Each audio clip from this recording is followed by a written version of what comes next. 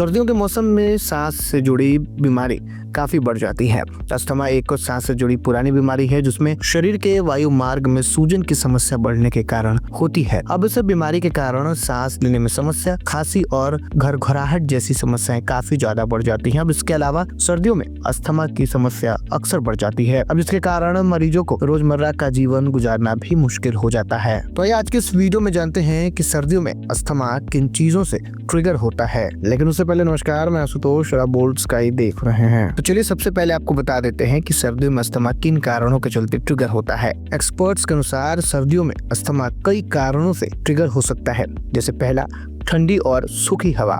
सर्दियों में अस्थमा का सबसे बड़ा ट्रिगर ठंडी और सूखी हवा होती है। जब कोई अस्थमा का मरीज उस ठंडी हवा को सांस के साथ अंदर लेता है तो सीधे ब्रीदिंग सिस्टम को प्रभावित करती है।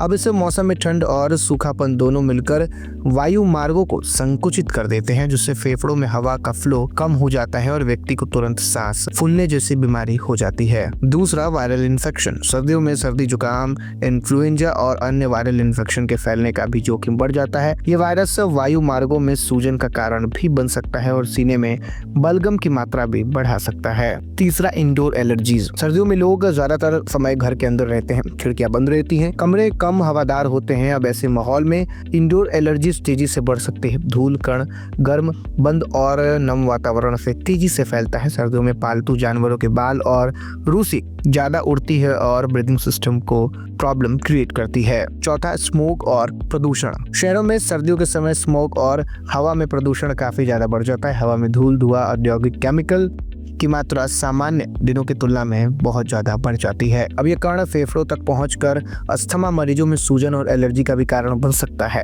तो दोस्तों, ये आपको बताते हैं कि सर्दियों में अस्थमा को कैसे कंट्रोल करें। घर के बाहर जाते समय मास्क या फिर स्कार्फ से नाक को ढककर रखें। अचानक ठंडी हवा में जाने से बचाव करें। कमरे की हवा में नमी बनाए रखने के लिए ह्यूमिडिफायर का इस्तेमाल करें। घर के अंदर धूल जमने ना दे। पालतू जानवरों को साफ रखें। डॉक्टर के बताए गए इनहेलर और कंट्रोलर दवाओं का नियमित इस्तेमाल करें। सुबह या फिर देर शाम के समय घर के बाहर निकलने से बचें, क्योंकि इन समयों में स्मॉग ज्यादा होता है। तो दोस्तों, फिलहाल इस वीडियो में इतना ही। आपको जानकारी कैसे लगी हमें कमेंट में लिखकर जरूर बताइएगा।